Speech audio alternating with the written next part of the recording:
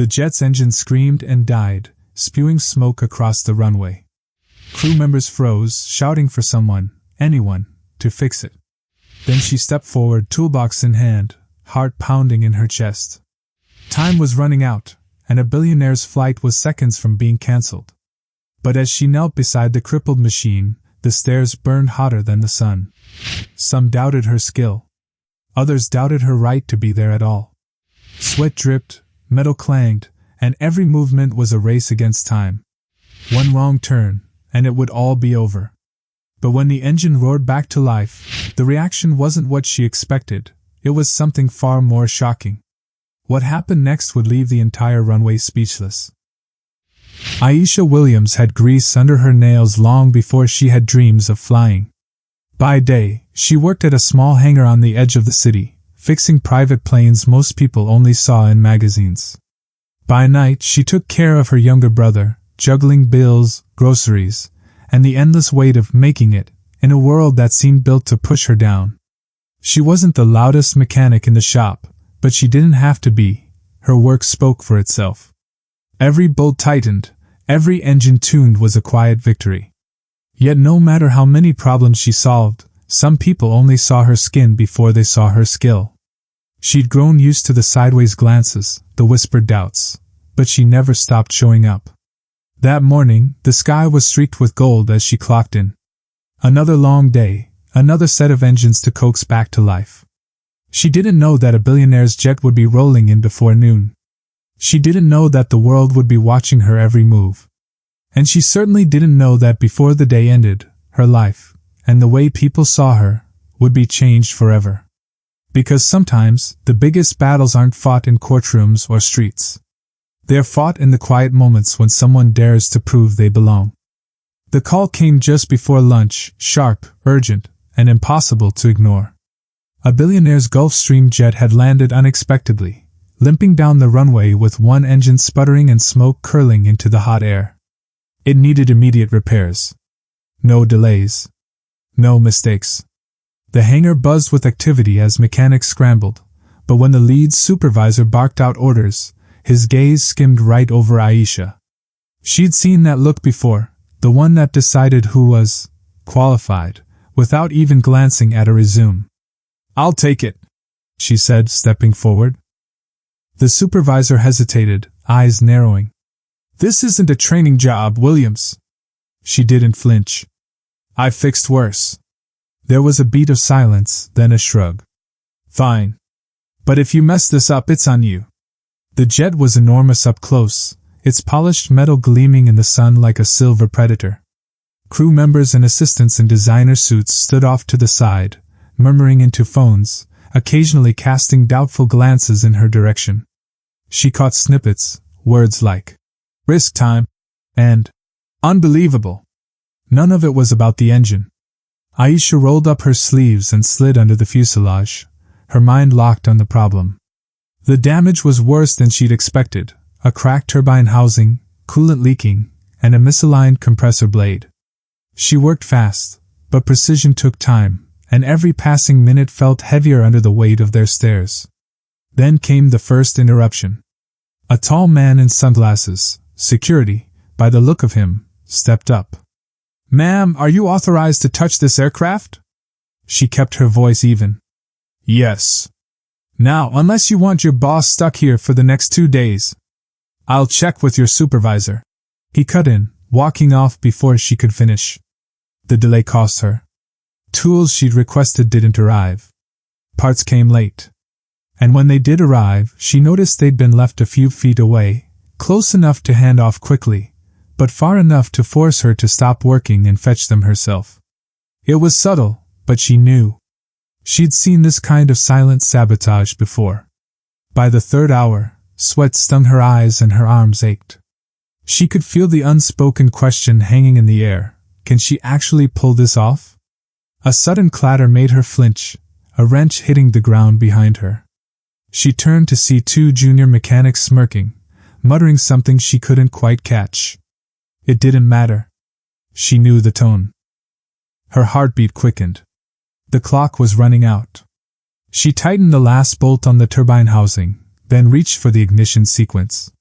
The crowd went silent. The engine coughed, shuddered, then roared to life, its deep, steady hum filling the runway. She exhaled, a wave of relief washing over her.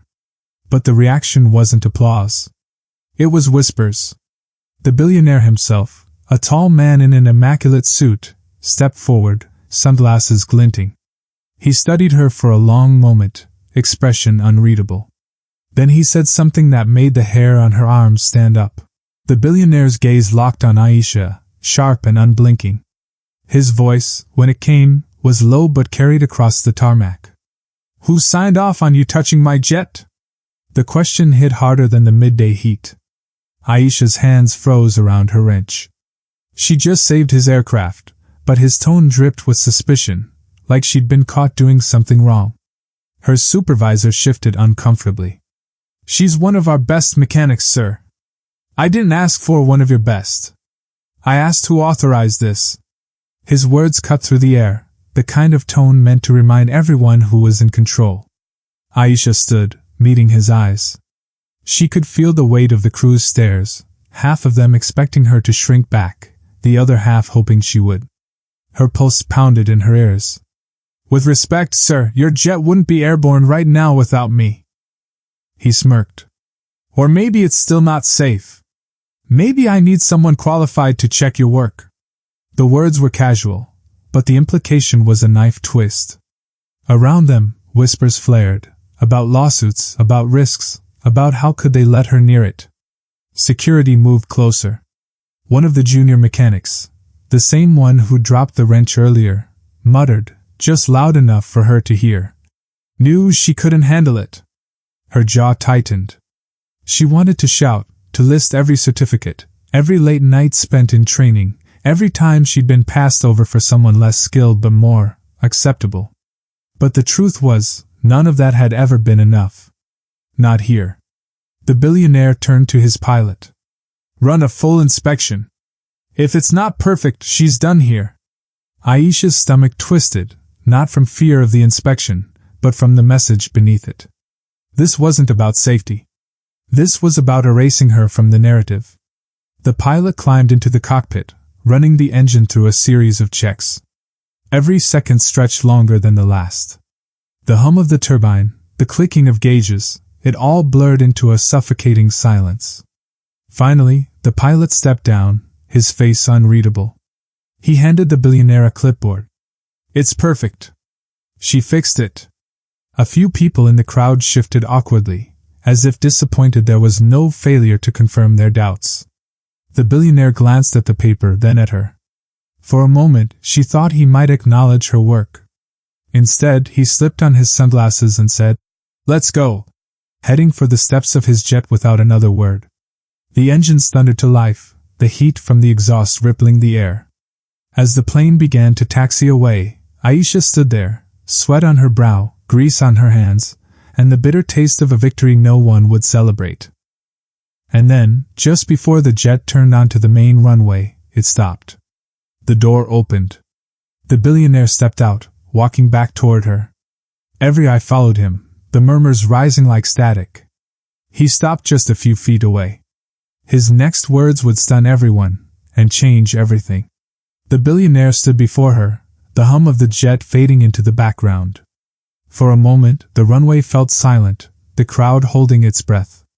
"I misjudged you," he said finally, his voice low but clear. "You did good work." Aisha didn't smile. She'd learned long ago that recognition offered under pressure was rarely about respect, it was about optics. Still, she nodded once, meeting his gaze. "I always do." He hesitated, as if expecting her to be grateful. But gratitude wasn't what she felt. It was exhaustion. It was the heaviness of knowing that this single win didn't erase the years of being doubted, dismissed, or ignored. Without another word, he turned and boarded his jet.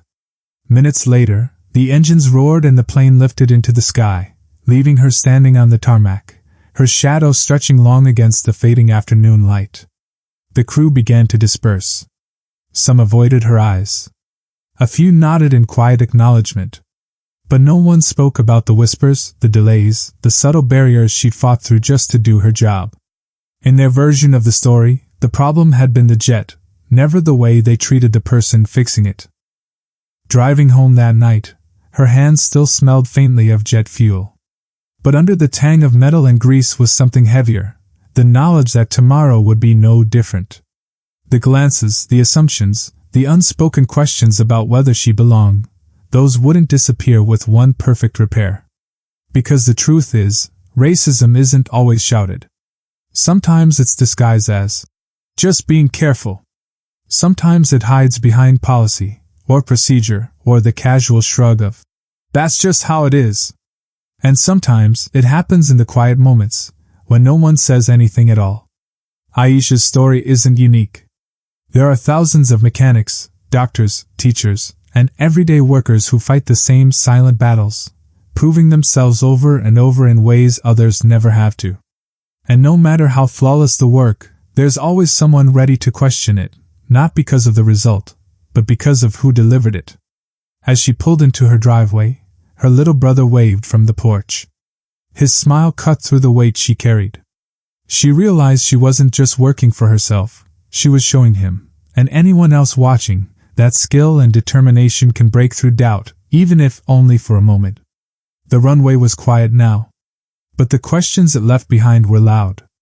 How many times will talent be overlooked because of prejudice? How many victories will go uncelebrated because of the person who achieved them? And how many more stories like Aisha's will we hear before things truly change? Maybe the better question is, how many will we never hear at all?